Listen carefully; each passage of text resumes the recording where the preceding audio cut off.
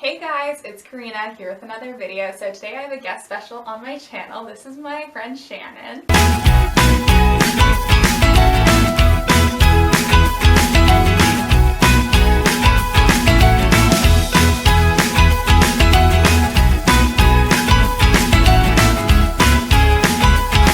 And Shannon and I met in university, well, still in university.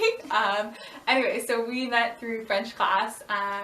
We're on an online Zoom French class together, and I didn't understand what happened in the first day of French, so I looked at the student email list, and I'm like, I'm gonna email someone and ask them what happened. So I was looking at the list, and there's this girl named Shannon, and I'm like, oh, my best friend from high school was named Shannon. This must be a good person. So I just emailed her, and then she happened to live on the floor below in our building. So we met up and stuff, and then I didn't have a suite mate at the time, so we actually were able to arrange it so that she's my suite mate. So yeah, we love living together, and it's really awesome. And Shannon is studying global and international studies. So yeah, we're just going to do a mental health video today, so I'm going to ask Shannon some questions. So the first question is, what has your mental health journey been? Yeah, so my mental health journey has been a very long one. From a very young age, my parents noticed that I was a very anxious child, and I started going to therapy. And then around grade 9, so I was in my first year in high school, I actually experienced a severe depressive episode.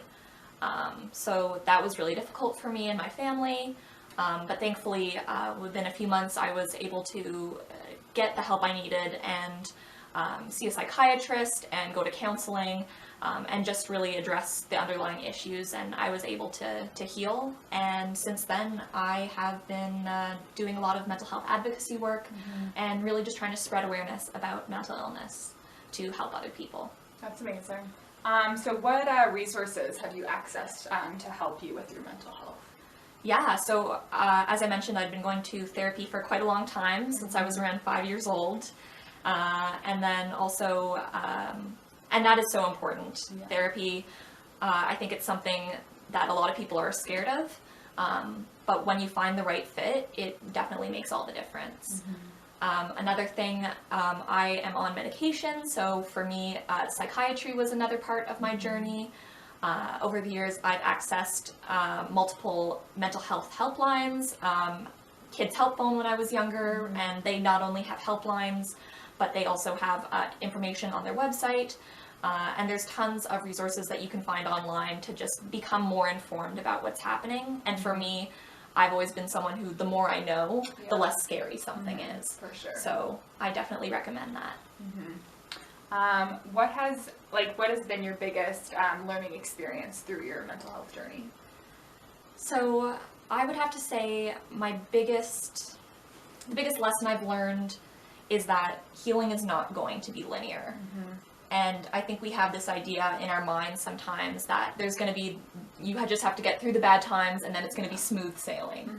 And for the most part, not to say that life is never going to be perfect. Yeah. So you're going to have moments where you're going to feel sad again and you're going to feel low again. And it's just important to be compassionate with yourself and remind yourself that you've gotten better once and you've gotten through it once, and to remind yourself that you are resilient and you're going to get through it again, and to not lose hope in that way, because there's going to be good times, and the good times they make it worth it. Yeah, I feel like people definitely really need to hear that when they're struggling. Yeah. What has your experience been around stigma with mental health? So our generation, I feel, is a lot more informed about mental health than previous generations. Yeah. So I've actually experienced a very different form of stigma than what some people talk about. For me, I feel like people have an idea about what mental health and mental illness looks like. So officially my diagnoses are anxiety and depression, and when I had told people that I was depressed, a lot of people actually didn't believe me. I was told things like, you're too happy to be depressed, or you don't seem depressed. And so for me, that really hurts, right? You're struggling and you finally open up to someone and they don't believe you. And I've experienced the same thing with my anxiety, especially with people like teachers who, you know, they think, oh, well, she seems fine, she's an outgoing kid, you know, like, she's fine, and then it finally hits them when they see you having a panic attack, or they see you, you know, they have to see it to believe it almost, that you're struggling. Sure. So I think it's just super important for people to remember that mental illness looks different for everybody. Yeah, and even though you can't see it, doesn't mean it's not happening. Exactly. So, yeah. What advice would you give to other people struggling with their mental health? So my biggest piece of advice, and it's not something new, it's something, you know, people have been saying, everyone says, but it really is important to surround yourself with people who care about you. For me, you know, my family has always been one of my biggest supports, and I've been super fortunate that they have been so supportive of me in my journey. But it's so easy to feel alone and lonely when you're suffering from mental illness. And it is the people around you, like, that care about you, who they're going to help you get through it. And sometimes it may feel like you're alone, but they're there to remind you that you're not alone. For sure. And I feel like during COVID right now, too, that's a huge thing.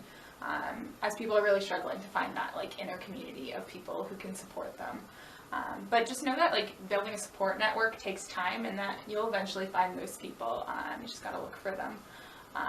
And it might look a little weird right now, you know, it might be building those connections online, honestly, but, or from a distance, but doesn't mean you can't do it. Of course, yeah, and I feel like a lot of people get discouraged when they're like, oh, but I don't want to build connections online, and I get that, I feel that, but honestly, even though it's online, it still makes a difference when you're meeting up with people and doing things, even if it's virtual, right? Yeah, for sure. So, and yeah, what other resources are out there that you would recommend to others if they're struggling? It's different in communities. One thing I definitely recommend, which is something not a lot of people know about, is in a lot of communities they have walk-in counseling. So I know some people, especially youth, are worried, especially if their family isn't supportive, you know, they're afraid to access help. So I would definitely say look, and there's lots of resources. If you Google, you know, counseling near me or mental health resources near me, you'll find tons of resources that will help you. So wherever you are, that is definitely what I would recommend. Awesome. Well, that's it for this video. Thanks for being on my channel. Yeah, thanks for having me. Awesome. All right, well, I hope everyone has a great week, and we'll see you guys later. Bye.